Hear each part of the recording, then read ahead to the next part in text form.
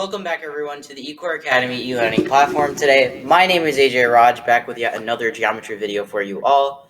Today's lesson topic is all about similarity and the Pythagorean theorem. I'm sure many of you have already heard about the Pythagorean theorem before coming into geometry. It's a very popular formula given in geometry, also referred to outside. It has to do with trigonometry, very popular trigonometric equation. One of the first that you may have come across, and there's a lot of history behind it, but I'll only be giving you a sneak peek because then again, this isn't history class. I'm trying to give you a bit of an origin of it, where it comes from, but we will give you the actual mathematical proof for it, how it actually mathematically came about, and not actually the historical events that created it. So I'm going to be showing you the history, the mathematical history behind the Pythagorean theorem, as I will show you in later videos, the Pythagorean theorem proof, how we actually get to the Pythagorean theorem, and how Pythagoras had actually developed it. And of course, we're going to be intertwining it with similarity, how Pythagorean theorem actually involves with similarity. So before we jump into today's lesson, please make sure to smash that subscribe button down below, hit that like button on this video, as well as turning on post notifications by clicking that little bell icon right next to the subscribe button. The whole theme and purpose of today's lesson is for us to just take a bit of a break from our regular course that we're going across, look at a more fun equation that we won't necessarily be looking across in other topics other than our trigonometry section, but it is very popular, and I'm sure you will come across it in later time. But let's take a look at the Pythagorean theorem and how exactly it proves similarity, how it intertwines with similarity, and how similarity can actually prove the Pythagorean theorem as well, how they go hand in hand with each other. So let's jump right into it. So let's look at the overall overview all about the Pythagorean theorem, look at some references to it, some history to it, and how it actually came about. So let's look at the origins of the Pythagorean theorem, another way to say that. So Pythagoras was a Greek mathematician who invented the Pythagorean theorem 2,500 years ago, so 2,500 years ago. So if you can think about that, that's a long time back. Extremely long time back. So he was a Greek mathematician, very promising, very popular. He was also in the time of a lot of other famous philosophers. The age of the philosophers is basically peace era during the Greek civilization and their rule. They had a lot of war throughout all of these little small Greek city-states, but Pythagoras was one of the very most popular. He specialized in triangles and construction. So he specialized in construction, and therefore he resolved to real-life geometry, analytic geometry, and developed this very theorem. And the Pythagorean theorem can prove algebraic and geometric concepts, as triangle similarity is a fundamental way of proving this theorem. So we can use triangle similarity, state that as a simple proof, not as basically a theoretical proof, but more of a simple proof in geometry and algebra to prove this theorem as it goes in action and actually solving other problems. So this was a picture of Pythagoras and the Pythagorean theorem. The theorem equals, so I'll just write here, theorem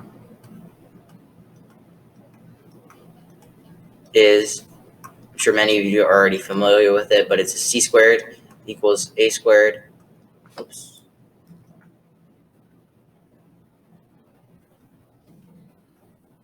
So it's c squared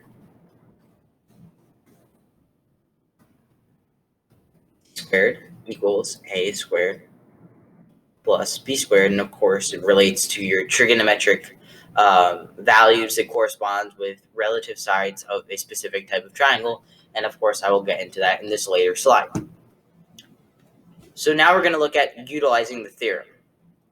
So let's look at the formula, how it actually is derived from a triangle, and of course I'm going to show you how it's going to resolve with numeric values and algebraic values when given an actual problem. And of course we're going to end off this lesson with 2 practice problems, and I'll also be showing you some similarity postulates and how they relate to this very theorem. So the Pythagorean theorem applies to the relative sides of a right triangle. So Pythagorean theorem, very simple. It can only apply to a given right triangle, and of course, a right triangle is a triangle in essence that has one right angle.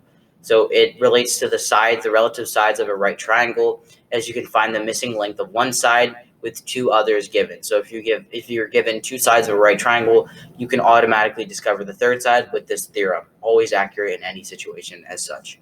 And the theorem refers to the hypotenuse and the remaining two legs of a right triangle. So if I were to draw out this right triangle here, like this,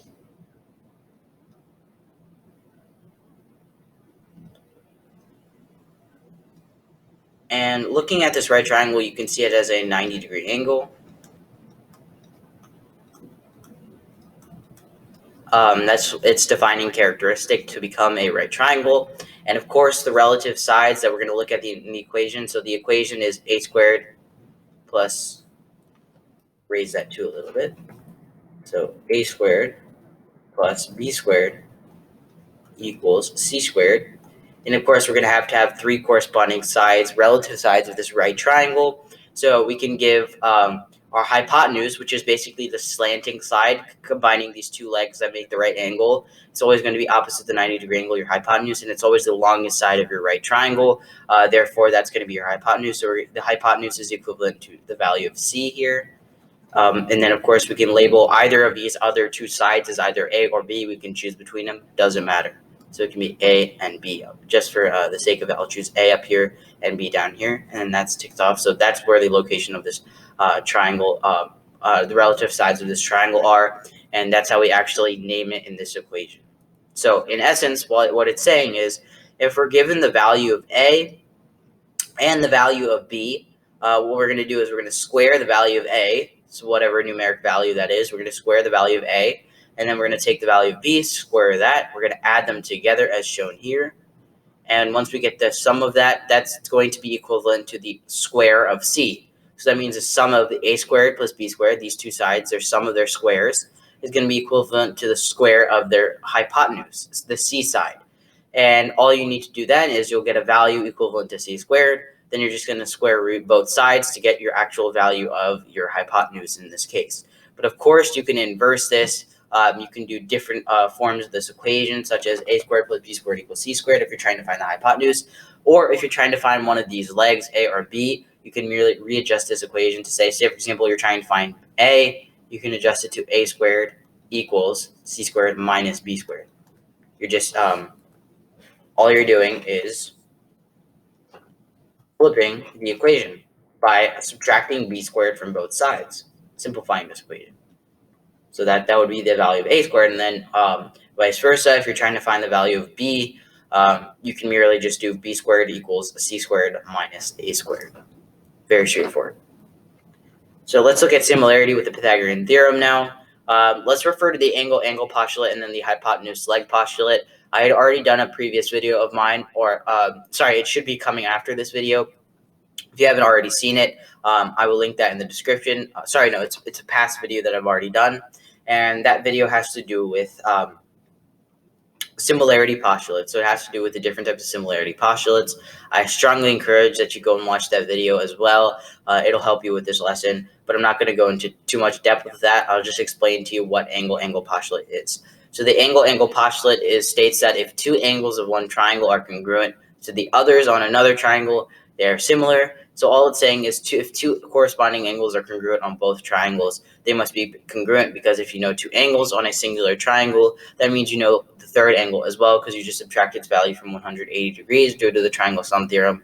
And if they have all the same relative angle measures, that means they must be similar triangles under the laws of symmetry. So that's the angle postulate.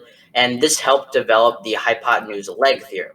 And the hypotenuse leg theorem basically states that if you have a right triangle, if you have two right triangles,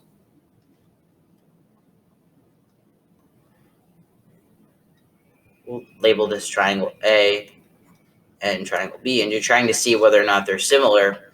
Well, all you need to know is, in essence, because we know that angle measures are going to correspond here, and all right triangles will automatically have one similar angle, all we need to do is basically find out two side lengths, and that helps form this angle postulate in that very form. So all we need to know is two side lengths, and in this case, if you already know the length of the hypotenuse here, if you know this length and it's congruent to this length, and you know the value of this leg, that means it's automatically going to be congruent. And you can discard the 90-degree angle, but the 90-degree angle actually helped to form this hypotenuse-like theorem, because if you already know what the leg is and the hypotenuse is, you automatically know what the other leg is, meaning if these two are congruent, that means the legs are going to be congruent on the bottom, which is basically the side similarity postulate, which we all know you cannot only have two side lengths to prove similarity. You have to have three, unlike angles and triangles. But this case, we are counting for three due to the Pythagorean theorem.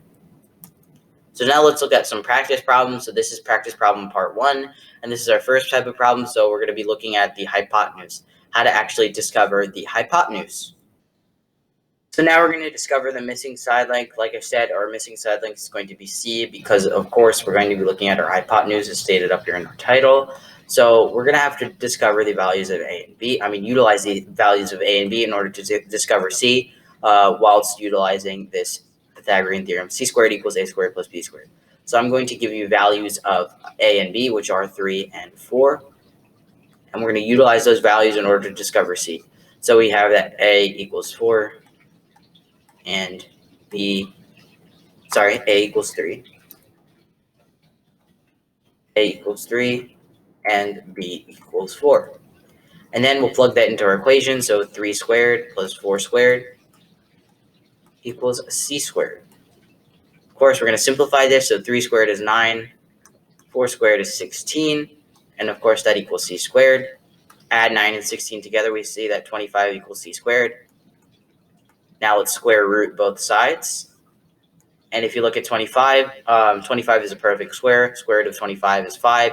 So that means that C equals 5. And this is a very unique situation in which you get 3 integers, meaning 3, 4, and 5.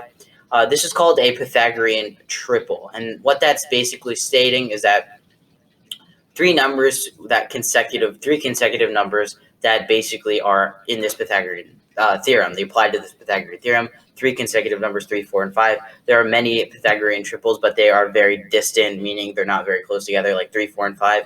And I'm sure it's like 121, 122, 123. But most of the time when you're dealing with Pythagorean theorem, you're not going to even get an integer. So it's not even going to be that smooth.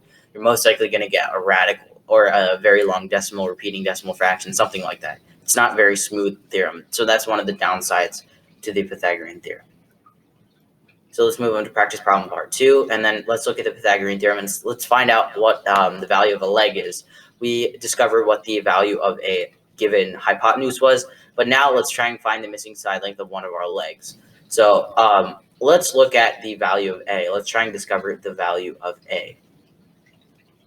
I'm going to use this as an example to try and get away from our Pythagorean triple, something that's much less smooth, something that you're most likely going to encounter.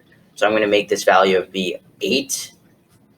Actually, let's make this value of B 6 as I wrote down. So let's do 6 here, 8 here for our C side, and we don't know the value of A. So we're still going to utilize our equation, but this time we're going to reorder our equation. So we have that C squared equals A squared plus B squared. Now, since we're trying to discover A, we're trying to put it in terms of A. So we'll subtract B squared from both sides, and we see that A squared equals C squared minus B squared. And with this given equation, we can plug in the values known. So we know that C equals 8 and B equals 6. So let's plug that into our equation given here. So that means A squared equals, or let's reverse this equation like I did in the previous one, keep it consistent. So we see that 8 squared minus 6 squared equals A squared. Now we can simplify that. We have 8 squared equals 64, and 6 squared equals 36 equals A squared. 64 minus 36, that's going to be equivalent to 28. So we have 28 equals A squared. And then, of course, we're going to square both sides. And we get that the answer is A equals 2 times root 7. That's going to be our answer because it's going to be square root of 28. The large perfect square of 28 is going to be 4. So 4 times 7 is 28. So we have 2 root 7. So that's the answer. And that's the value of our C side. So, A side. So A equals 2 root 7. And that would be approximately let's see here, about 2.1, 2.2 in that range, around 2.5 actually. It's around 2.5. That's your value for this given equation here, 2.75, 2.5, rough estimate. But we're going to leave it as that because that's the exact answer, 2 root 7. All right, everyone. So that'll be it for today's lesson. I hope you all enjoyed. This has been the eCoreAcademy e-learning platform today. My name is AJay Raj, and once again, I really enjoyed making these videos for you all. Of course, Anita and I, my sister, we both have a pleasure making all of these videos for you all. So please show us your support by hitting that like button, smashing that subscribe button, and of course, turning on those post notification bells so you don't miss out on any of our latest uploads. This is all to help you all of you guys. So please visit our website as well at www.ecoreacademy.org. We have full unlocked access to what we as an educational platform, online educational platform, actually offer. So we have full unlocked access to all of our videos, lessons, integrated note sheets, quizzes, and worksheets that go along with each video with a progress check on every single one of them, all organized with different event info and special tips and tricks there as well. All you have to do is sign up for free, make an account, and you get full unlocked access to everything we actually offer. Also, feel free to email us at our Gmail at eCoreAcademy@gmail.com if you have any questions or if you just want to reach out. And finally, please visit all of our socials in the description box below. We have the full links down there at Facebook, Twitter, and Instagram. See what kind of content we have there, and also use those mediums to share our videos as well. Once again, everyone, I hope you guys enjoyed. And this has been AJ, and I will see you guys in the next one. Peace.